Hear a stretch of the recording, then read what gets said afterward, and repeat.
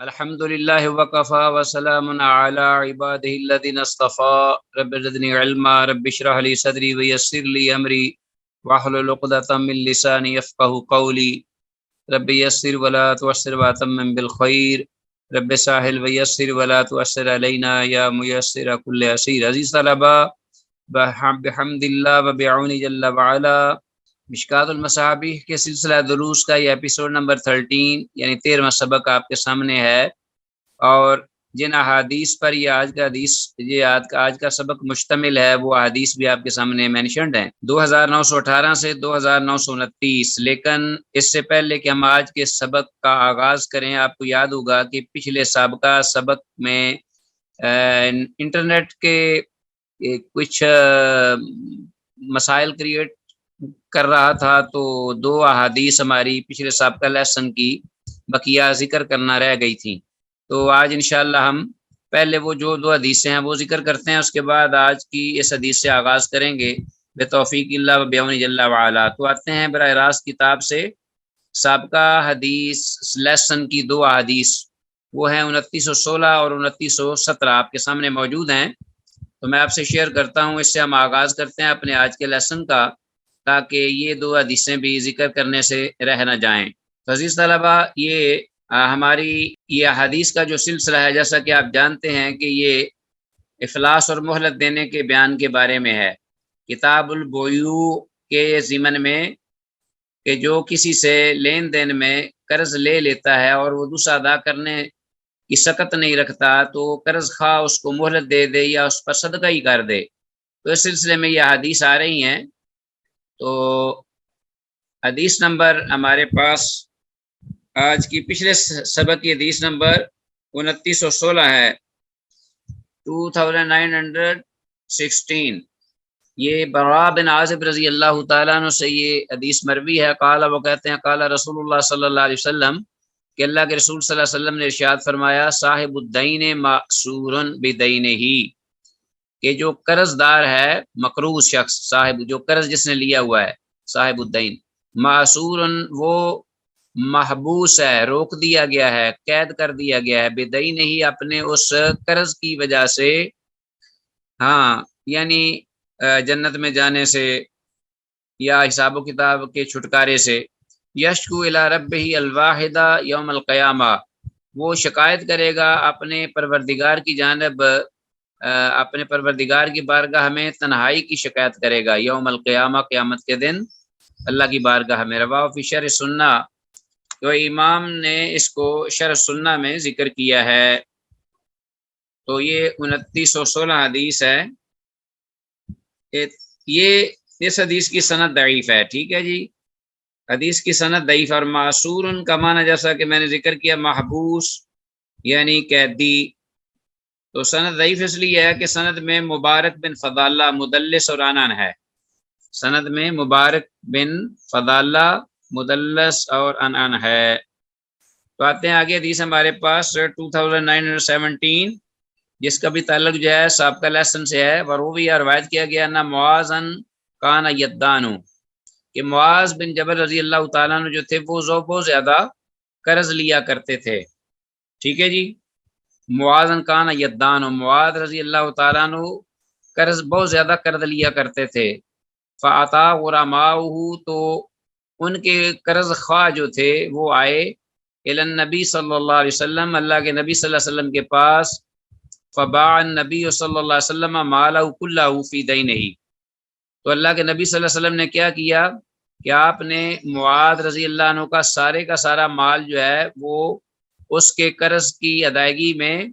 یا ادائیگی کے لیے بیچ دیا، فروخت کر دیا. حتیٰ قام معاذ بغیر شیء، یہاں تک کہ معاذ کنگال ہو گئے، یعنی معاذ کھڑے ہو گئے یا معاذ بیٹھ گئے یا معاذ رہے بغیر شیء، کسی بھی چیز کے بغیر، یعنی معاذ جو ہیں وہ ان کے پاس کچھ نہ رہا، آپ نے سب کچھ بیچ دیا قرض کی ادائیگی کے لیے. حدیث مرسل هذا اللفظ المصابیح، یہ مرسل حدیث ہے اور یہ مصابی کے الفاظ ہیں. ٹھیک ہے. ولم یجد ہو، تو مصنف رحمہ اللہ کہتے ہیں کہ ولم یجد فی رسول اللہ فی المنتقی، تو میں نے اس حدیث کو سیاستہ کی وغیرہ کی کسی حدیث کی کتاب میں نہیں پایا سوائے منتقی کے. فی الاصول سے مراد ہے سیاستہ کی حدیث وغیرہ. تو یہ حدیث جو ہے سند کے اعتبار سے مرسل ہوئی، اور مصنف رحمہ اللہ کے الفاظ فلم اجد فی الاصول کا مطلب کہ میں نے اسے سیاستہ وغیرہ میں نہیں پایا. تو حدیث اعظم میں بھی عزیز طلبہ قرض لینے کی برائی کا اور سختی کا بیان ہوا ہے. البتہ اہل و عیال یا عزیزوں کے ضروری خرچ کے لیے اگر لیا جائے، ضرورت پوری کرنے کے لیے، پاس کچھ بھی نہ ہو، تو اللہ تعالیٰ کی راہ میں مسکینوں طالب علموں اور مسافروں کو کھلانے کے لیے، ان کی بھوک مٹانے کے لیے اگر لیا جائے تو اسے بر وقت ادا کرنے کی بھی نیت ہو تو اس میں کوئی حرج نہیں. جیسا کہ رسول اللہ صلی اللہ علیہ وسلم ہمیشہ قرض لیا کرتے تھے محتاجوں، فقراء اور ضرورت مندوں کو ادا کرنے کے لیے،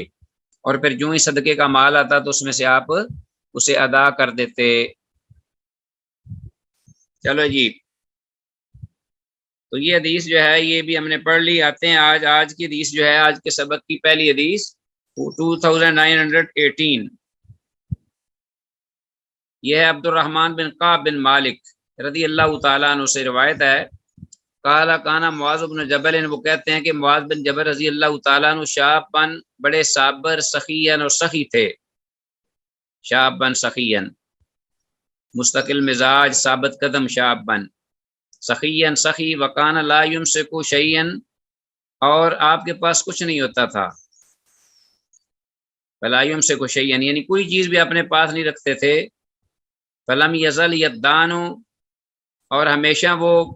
قرض لیتے تھے، جیسا کہ پچھلی حدیث میں بھی آیا ہے فلم یزل یدان، ہمیشہ وہ مقروض رہتے قرض لینے کی وجہ سے.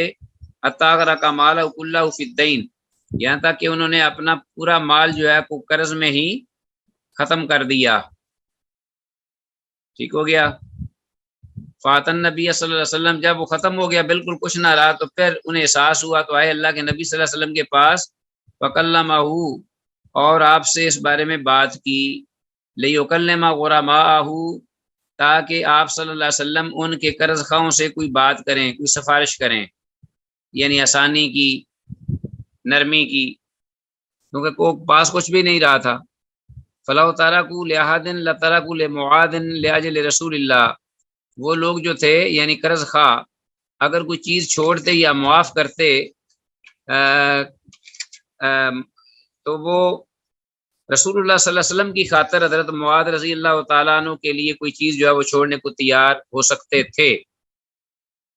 اگر وہ فلو ترکوا لأحد، اگر وہ کسی کے لیے چھوڑ سکتے کوئی چیز، وہ قرض خواہ، تو وہ اللہ ترکوا لمعاذ، تو وہ چھوڑ سکتے تھے معاذ رضی اللہ عنہ کے لیے، لأجل رسول اللہ، اللہ کے رسول صلی اللہ علیہ وسلم کی سفارش کی وجہ سے. ٹھیک ہو گیا جی. یعنی وہ تھے سخت قسم کے، اگر وہ چھوڑ سکتے تو معاذ کے لیے کچھ نرم رویہ رکھتے نبی صلی اللہ علیہ وسلم کی بنا پر وجہ سے. تو فبا رسول اللہ صلی اللہ علیہ وسلم لہم مالہ، تب وہ آئے اور انہوں نے رسول اللہ صلی اللہ علیہ وسلم نے ان سے بات کی، لیکن وہ نہیں مانے، اس کا حدیث میں ذکر نہیں ہوا. تو تب اللہ کے رسول صلی اللہ علیہ وسلم نے کیا کیا؟ فبا رسول اللہ صلی اللہ علیہ وسلم لہو مالہ، معاذ رضی اللہ عنہ کا جتنا مال تھا، کچھ بقیہ جو رہ گیا تھا وہ بیچ دیا، فروخت کر دیا ان کے لیے، قرض خواہوں کے لیے. حتیٰ قام معاذ بغیر شیء، یہاں تک کہ معاذ جو ہیں ان کے پاس کچھ بھی نہ رہا، کوئی چیز نہ بچی. رواہ سعید فی سنن مرسلہ، تو اس حدیث کو سعید بن منصور رحمۃ اللہ علیہ نے مرسل روایت کیا ہے اپنی سنن میں. سعید بن منصور رحمہ اللہ نے اس حدیث کو مرسل روایت کیا ہے. 2918. تو یہ حدیث جو ہے جیسا کہ ذکر ہوا کہ یہ مرسل ہے، تو سند میں زہری جو ہے مدلس اور عنان ہے، زہری رحمہ اللہ. تو اس کا مطلب یہ ہوا کہ حدیث اس بنا پر ضعیف ہوئی، ارسال کی وجہ سے بھی. اللہ اکبر. تو حدیث کے ظاہری الفاظ سے یہی معلوم ہوتا ہے کہ سیدنا معاذ رضی اللہ عنہ کے قرض خواہوں نے ان کا قرض نہ چھوڑا، اس کے باوجود کہ رسول اللہ صلی اللہ علیہ وسلم نے سفارش کی. اس کی بہرحال وضاحت نہیں ہوئی، لیکن اللہ کے نبی صلی اللہ علیہ وسلم نے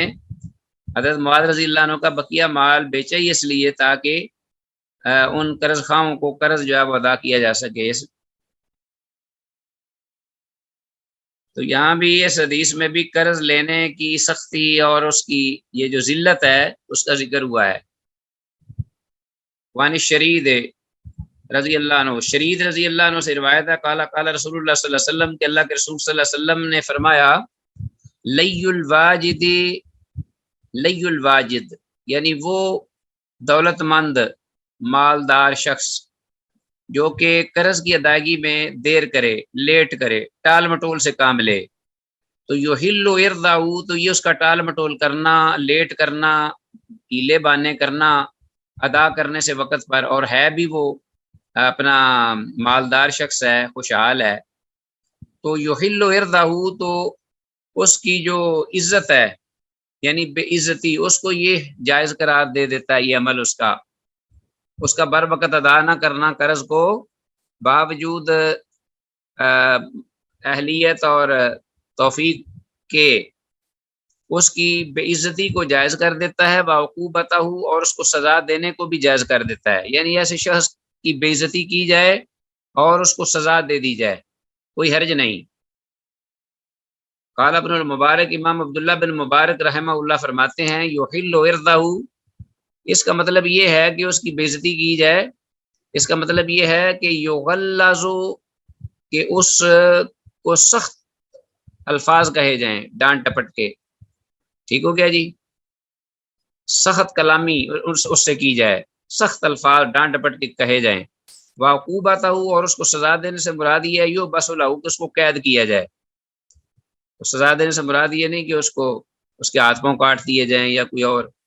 بلکہ اس کو سزا دے دی جائے. یہ عبداللہ بن مبارک کا قول ہے اس حدیث کے حوالے سے. ابو داؤد والنسائی، امام ابو داؤد اور امام نسائی نے اس کو روایت کیا ہے. تو لی الواجد، اس کو انڈر لائن کر لیجئے، لیو اس حدیث کی سند حسن ہے، صحیح ہے. لی الواجد، قرض کی ادائیگی میں ٹال مٹول کرنے والا مالدار شخص، اس کا لیٹ کرنا، لی الواجد، یہ سارا مفہوم اس میں ہے. ویسے شخص کی بے عزتی کرنا اور اس کو سزا دینا، اس کا یہ عمل اس کو جائز قرار دیتا ہے. اس لیے آپ صلی اللہ علیہ وسلم نے فرمایا نا کہ ایاکم والدین، قرض سے بچو جہاں تک ہو سکے، فإن الدین ہم باللیل ومذلۃ بالنہار، کہ قرض جو ہے وہ رات کے لیے پریشانی کا باعث اور دن کے لیے بے عزتی اور ذلت اور رسوائی کا باعث ہے. ہاں جی آگے ہے 2920، 2921. ابی سعید الخدری رضی اللہ عنہ قال، ابو سعید خدری رضی اللہ عنہ سے روایت ہے، وہ کہتے ہیں اتی النبی صلی اللہ علیہ وسلم بجنازۃ، اللہ کے نبی صلی اللہ علیہ وسلم کے پاس ایک جنازہ لایا گیا، لیصلی علیہا، کہ آپ اس پر نماز جنازہ ادا کریں. فقال، تو آپ نے فرمایا هل علی صاحبکم دین، کیا تمہارے ساتھی پر کوئی قرض ہے؟ قالوا، کہنے لگے نعم، ہاں. صحابہ نے کہا کہ ہاں ہے. قال، آپ نے فرمایا هل ترک له من وفاء، کیا اس نے اس قرض کو کی ادائیگی کے لیے کوئی مال چھوڑا ہے جو اس کی قرض کو ادا کر دے؟ قالوا، صحابہ نے کہا لا، نہیں. قال، آپ نے فرمایا صلو علی صاحبکم، تو پھر اپنے ساتھی پر خود نماز جنازہ پڑھ لو. قال علی بن ابی طالب، علی بن ابی طالب رضی اللہ عنہ وہاں موجود تھے، انہوں نے کہا علی دین یا رسول اللہ، اللہ کے رسول، اس کے قرض کی ادائیگی مجھ پر ہے، یعنی مجھ پر آنے دیجئے، میں اس کے قرض کو ادا کروں گا. فتقدم فصلی علیہ، تب آپ صلی اللہ علیہ وسلم آگے تشریف فرما ہوئے اور آپ نے اس پر جنازہ پڑھا، نماز جنازہ پڑھی. پھر وفی روایت معنی ہو، اور ایک روایت میں اسی معنی میں یہ حدیث ذکر ہوئی ہے، وقالا، کہ اس میں آپ صلی اللہ علیہ وسلم نے یہ بھی فرمایا بعد میں، فق اللہ رہانک من النار، کہ اللہ نے تیری گردن کو آزاد کر دیا جہنم سے، کما فققت رہان اخیک المسلم، جس طرح کہ تو نے اپنے مسلمان بھائی کی گردن کو قرض سے آزاد کیا، کما فققت رہان اخیک، جس سے تو نے آزاد کیا اپنے بھائی مسلمان کی گردن کو، یعنی کس سے؟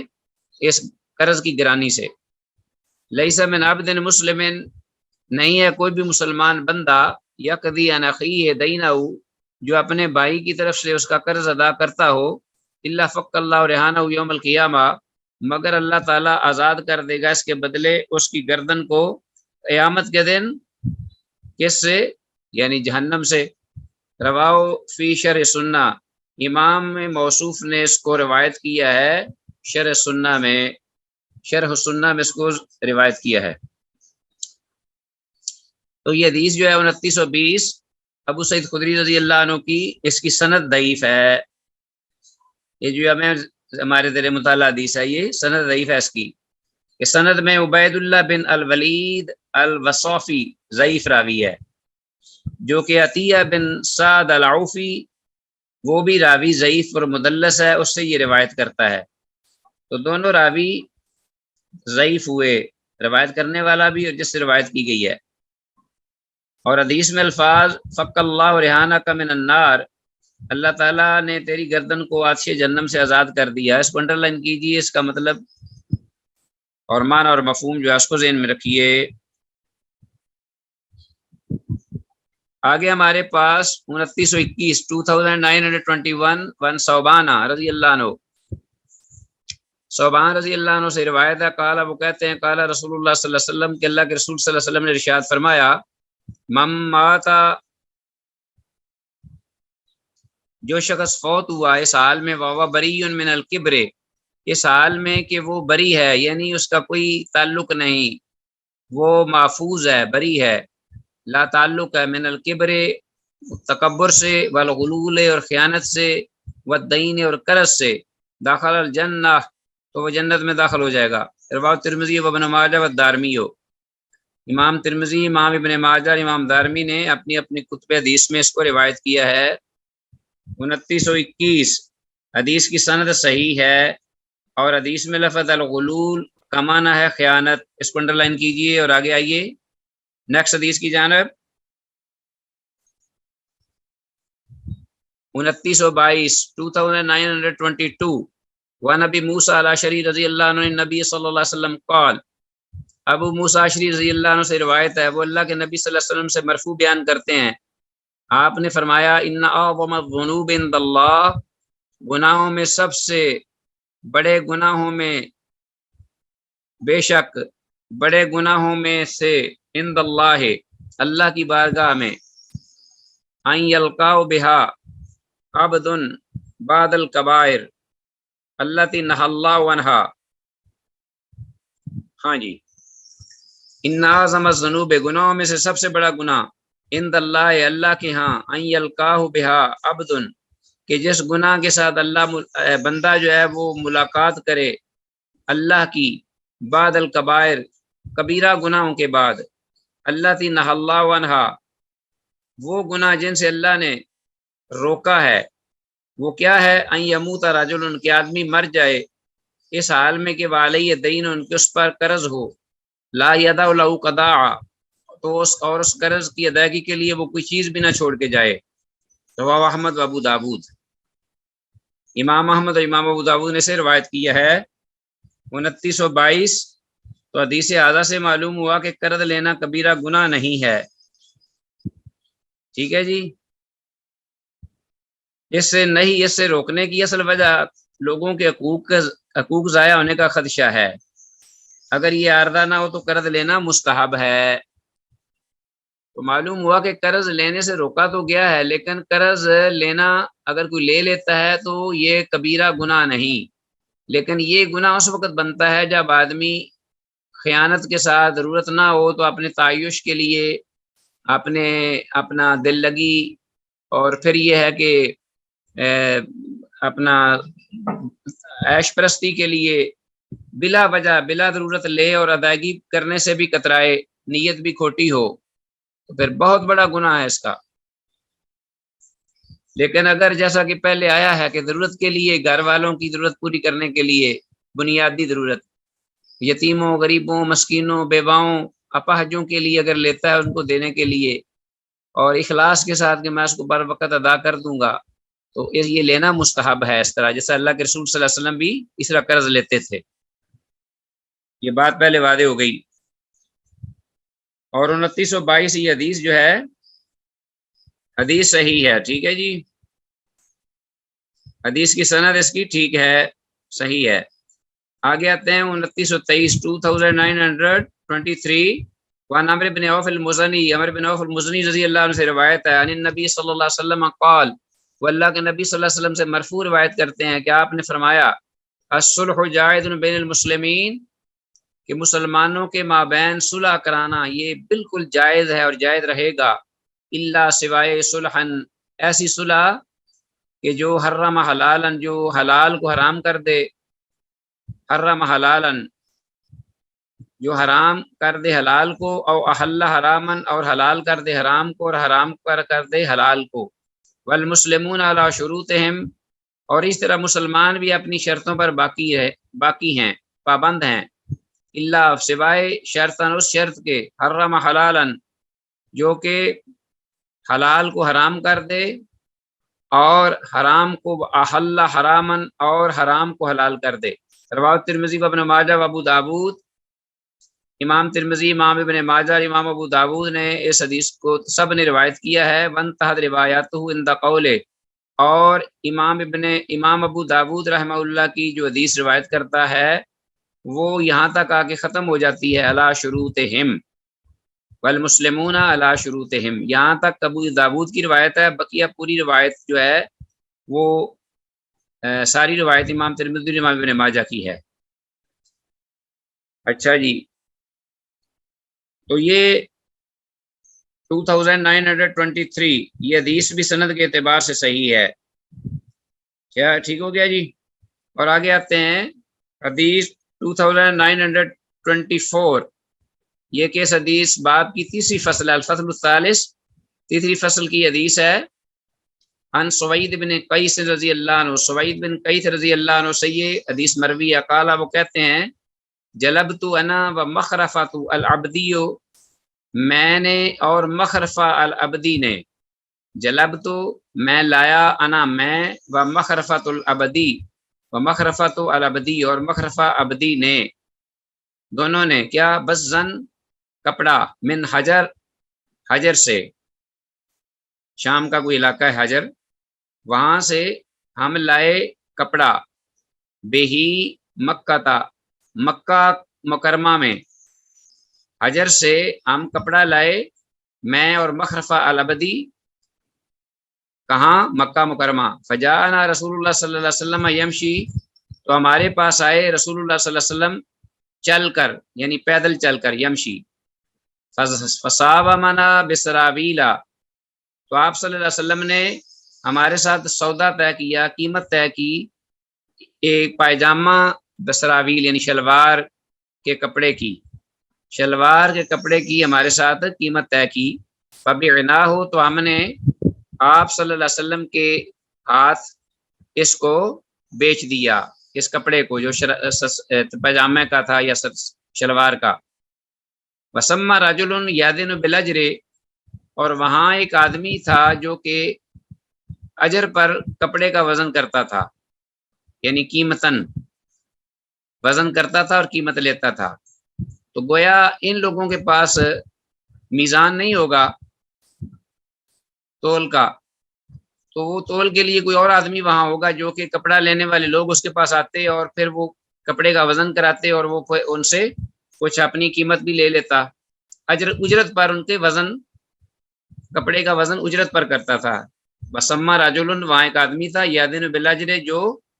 وزن کرتا تھا اجرت پر، فقال له رسول اللہ صلی اللہ علیہ وسلم، تو اللہ کے رسول صلی اللہ علیہ وسلم نے جب یہ پائجامہ یا شلوار کا جو کپڑا خریدا تو آپ اس کے پاس آئے اور اسے فرمایا زن، وزن کرو، ورجہ، اور اس طرح کا جھکتا وزن کرو، ٹھیک ہو گیا نا، زن ورجہ، وزن کرو، جھکتا ہوا وزن کرو، اس میں اس کو فائدہ ہو۔ رواه احمد و ابو داود و ترمذی و ابن ماجہ و دارمی و وقال ترمذی هذا حدیث حسن صحیح، امام ترمذی نے کہا ہے کہ یہ حدیث حسن صحیح ہے۔ زن ورجہ، اس کو انڈر لائن کیجئے، وزن کر، اور ارجہ، اور تھوڑا سا زیادہ، یعنی پورے سے کچھ زیادہ، یہ حدیث ہے 2924، تو یہ حدیث صحیح ہے، ٹھیک ہو گیا، یہ حدیث سند کے اعتبار سے صحیح ہے۔ اور بزن، اس کو انڈر لائن کیجئے، اس کا مطلب ہے کپڑا، بزن کا معنی ہے کپڑا، اور اسی سے بزاز کہتے ہیں وہ کپڑا فروش، کپڑا فروخت کرنے والا یا کپڑے کی تجارت کرنے والا۔ حدیث میں لفظ حجر، یہ یمن یا شام کا ایک گاؤں ہے، یا پھر بحرین کا ہی نام حجر ہے، تو حدیث میں شلوار کے کپڑے کا ذکر تو ہے، مگر اسے پہننے کا ذکر نہیں ہے کہ آپ صلی اللہ علیہ وسلم نے کبھی شلوار یا پیجامہ پہنا ہو، حدیث میں اس کا ذکر نہیں ملتا۔ اور جس روایت میں آپ صلی اللہ علیہ وسلم کے پاجامے پہننے کا ذکر ہے وہ حدیث موضوع ہے، یعنی موضوع یعنی حدیث بھی ضعیف بھی نہیں بلکہ وہ من گڑت حدیث ہے۔ اس کا مطلب یہ ہوا کہ آپ صلی اللہ علیہ وسلم کے پاجامہ یا شلوار پہننے کا ذکر سرے سے ہے نہیں صحیح حدیث میں۔ ہاں جی آگے آتے ہیں، اگلی حدیث نیکسٹ ہمارے پاس حضرت جابر رضی اللہ تعالیٰ عنہ سے قال کان علی النبی صلی اللہ علیہ وسلم دین فقدانی وزادنی، جابر رضی اللہ عنہ بیان کرتے ہیں کہ کان علی النبی صلی اللہ علیہ وسلم، کان علی میرے لیے تھا نبی صلی اللہ علیہ وسلم پر کیا دین قرض، یعنی میرا قرض تھا اللہ کے نبی صلی اللہ علیہ وسلم کے ذمہ واجب الادا، فقدانی تو آپ صلی اللہ علیہ وسلم نے اس قرض کو جب ادا کیا، وزادنی تو مجھے کچھ زیادہ بھی دے دیا۔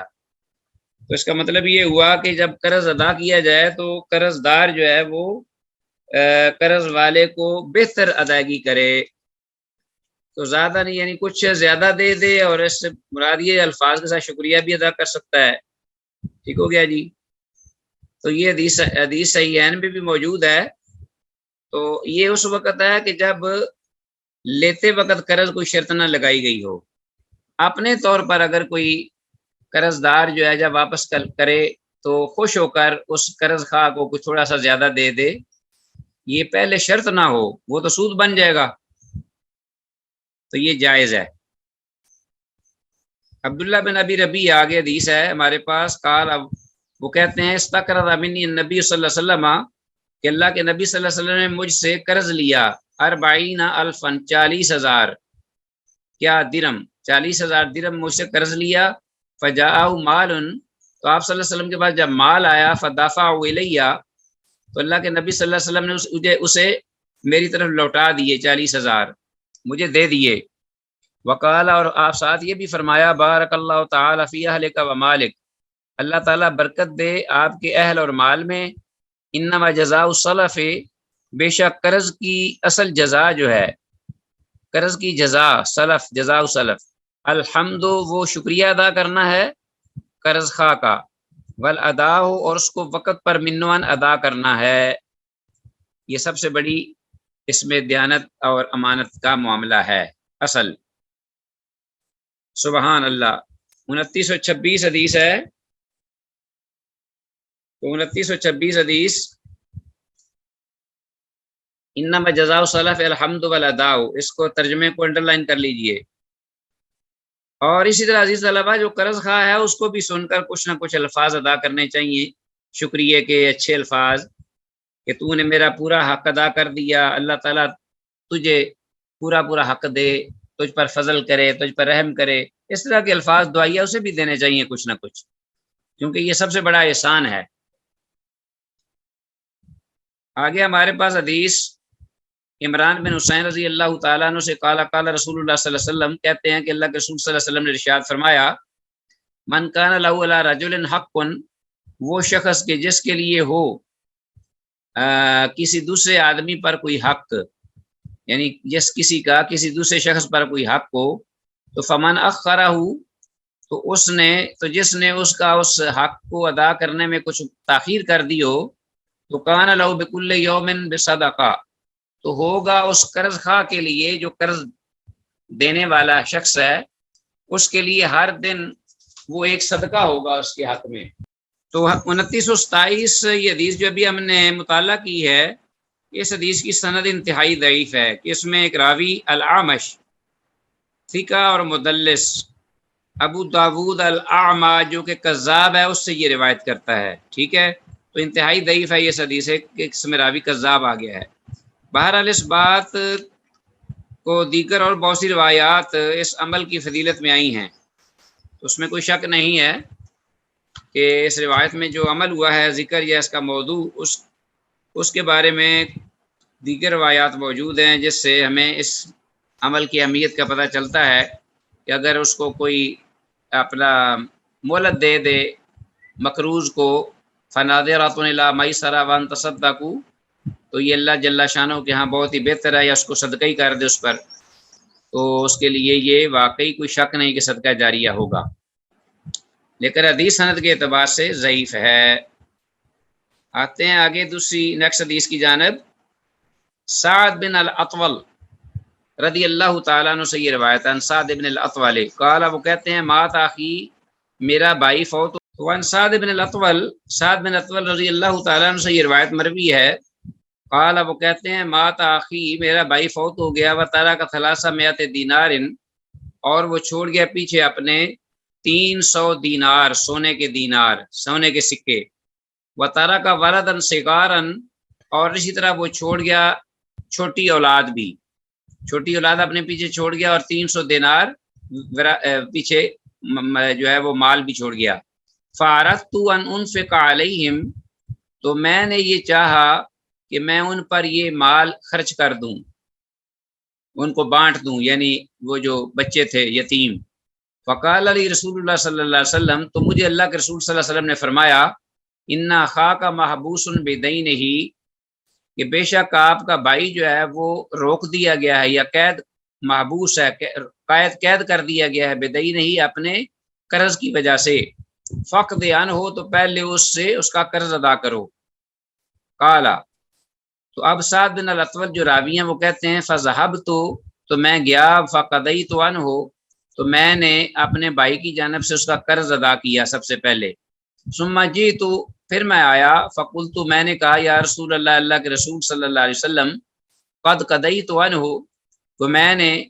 اپنے بھائی کا قرض جو ہے وہ ادا کر دیا ہے۔ ولم تبق الا امرأۃ، کوئی بھی باقی نہیں رہا قرض لینے والا سوائے ایک عورت کے، تدعی، جو یہ دعویٰ کر رہی ہے، دینارین، 2 دیناروں کا، جو 2 دیناروں کا دعویٰ کرتی ہے کہ میرے اس پر قرض تھے۔ ولیست لہا بینہ، حالانکہ اس کے پاس کوئی دلیل نہیں ہے ان 2 دیناروں کی، اس عورت کے پاس، لیکن دعویٰ کر رہی ہے، مطالبہ کر رہی ہے۔ قال، آپ نے فرمایا، اعطھا، یہ 2 دینار اس کو دے دیجئے، فإنھا صادقہ، اس لیے کہ وہ عورت سچی ہے۔ تو آپ صلی اللہ علیہ وسلم نے سچائی کی مہر اس پر لگا دی۔ تو یہ حدیث جو ہے بعض اہل علم کی تحقیق کے مطابق اس حدیث کی 2 سندوں میں سے ایک سند صحیح ہے۔ ٹھیک ہو گیا جی، اس حدیث کی 2 سندیں ہیں، ان میں سے ایک ضعیف ہے اور ایک صحیح ہے۔ آپ صلی اللہ علیہ وسلم کو بدریہ وہی معلوم ہو گیا ہوگا کہ یہ عورت سچی ہے، کیونکہ آپ وہی کے تابع تھے۔ ان اتبع الا ما یوحى الی وما ينطق عن الهوى ان هو الا وحی یوحى، یا آپ صلی اللہ علیہ وسلم اس خاتون کی بابت پہلے سے جانتے ہوں گے کہ وہ عورت جو ہے وہ سچی ہے، جھوٹ نہیں بولتی۔ تو بہرحال یہ بھی اس حدیث سے معلوم ہوا کہ اگر مقروض آدمی فوت ہو جائے تو اسے سب سے پہلے تجہیز و تکفین کے بعد سب سے پہلے اس کا قرض ادا کیا جائے گا، باقی معاملے بعد میں ہوں گے۔ ٹھیک ہو گیا جی۔ آگے ہمارے پاس حدیث، نیکسٹ حدیث ہے 2929، 2929، اور غالباً یہ آج کے اس درس کی آخری، ہمارے سبق کی آخری لاسٹ حدیث ہے۔ محمد بن عبداللہ بن جحش رضی اللہ تعالیٰ عنہ سے روایت ہے، محمد بن عبداللہ بن جحش رضی اللہ تعالیٰ عنہ قال، وہ کہتے ہیں کننا جلوسن، ہم بیٹھے ہوئے تھے، بے فنائل مسجد، مسجد کے سین میں، حیث یوضع الجنائز، اس جگہ جہاں کے جنازے رکھے جاتے تھے، جو ان پر نماز جنازہ پڑھی جائے۔ ورسول اللہ صلی اللہ علیہ وسلم جالس بین ظہرینا، اور اللہ کے رسول صلی اللہ علیہ وسلم تشریف فرما تھے ہمارے درمیان، بین ظہرینا۔ فرفع رسول اللہ صلی اللہ علیہ وسلم بصرہ قبل السماء، تب اللہ کے رسول صلی اللہ علیہ وسلم نے اپنی نگاہ مبارک اٹھائی آسمان کی جانب، قبل السماء، فنظر، تو آپ نے دیکھا، ثم تعطع بصرہ، ہاں جی، پھر آپ نے اپنی نظر کو جھکایا، ثم تعطع بصرہ، پھر آپ نے اپنی نگاہ کو جھکا لیا، ووضع یدہ، اور رکھا اپنا دست مبارک، علی جبہتہ، اپنی پیشانی پر، اور اپنا دست مبارک اپنی پیشانی پر رکھا، قال، اور فرمایا، سبحان اللہ، اللہ پاک ہے، سبحان اللہ، اللہ پاک ہے، ماذا نزل من التشدید، کہ جو کہ آج اس قدر سختی کا نزول ہوا،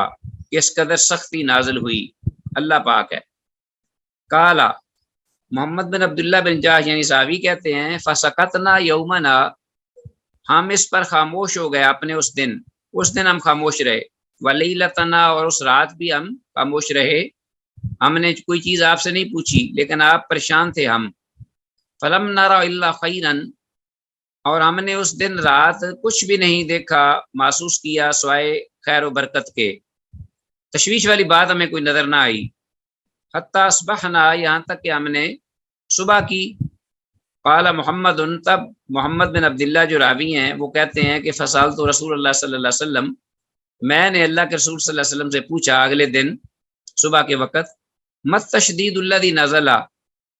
کہ اللہ کے رسول صلی اللہ علیہ وسلم وہ کون سی سختی تھی جس کا آپ نے ذکر فرمایا اور جو نازل ہوئی کہ سبحان اللہ ما نزل من التشدید، قال، آپ نے فرمایا فی الدین، کہ وہ قرض کے بارے میں سختی نازل ہوئی تھی، یعنی کوئی حکم نازل ہوا تھا کیا؟ پھر آپ نے وضاحت فرمائی،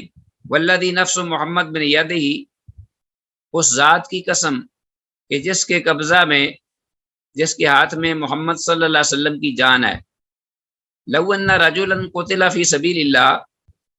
اگر بے شک کوئی آدمی قتل کر دیا جائے اللہ کی راہ میں، ثم عاشا، پھر وہ زندہ ہو،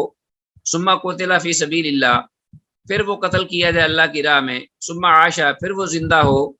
ثم قتل فی سبیل اللہ، پھر وہ اللہ کی راہ میں قتل کیا جائے، ثم عاشا، پھر وہ زندہ ہو، وعلیہ دین، اور اس پر کوئی قرض بھی ہو، تو ما دخل الجنت، تو وہ جنت میں داخل نہیں ہو سکے گا، حتی یقضى دینہ، یہاں تک کہ اس کا قرض اس کی طرف سے ادا نہ کر دیا جائے، رواه احمد وفی شرح سنہ نحو، امام احمد نے مسند میں اپنی المسند میں سے ذکر کیا ہے، روایت کیا ہے، اور اسی طرح شرح سنہ میں بھی اسی طرح یہ روایت جو ہے اس کو ذکر کیا ہے یا ذکر ہوئی ہے۔ تو حدیث میں یہ حدیث صحیح ہے بالکل، حدیث طلبہ، اور حدیث میں الفاظ ثم قطع بصرہ، اس کو انڈر لائن کیجئے، اس کا مطلب ہے پھر آپ صلی اللہ علیہ وسلم نے اپنی نظر کو جھکایا، اور اس حدیث سے یہ بھی معلوم ہوا حدیث سے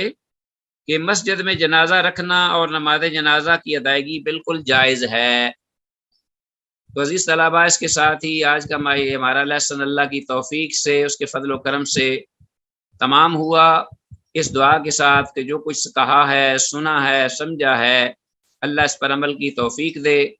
ھذا ما عندی واللہ اعلم واعلم بالصواب، والى اللقاء، السلام علیکم ورحمۃ اللہ وبرکاتہ۔